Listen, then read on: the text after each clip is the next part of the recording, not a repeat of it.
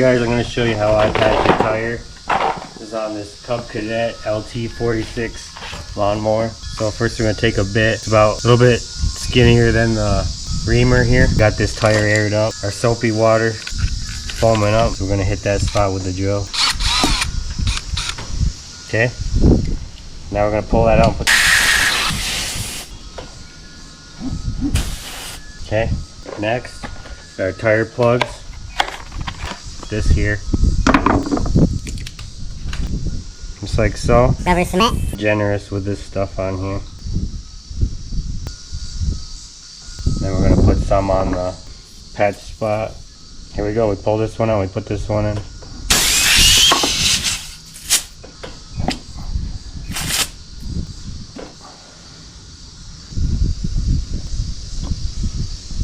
Like that plug went in. So what we can do is get another patch and stuff it in there as well.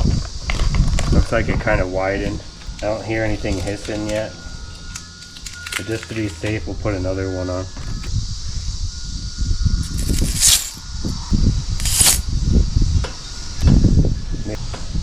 Now we're going to paint some of this cement on it.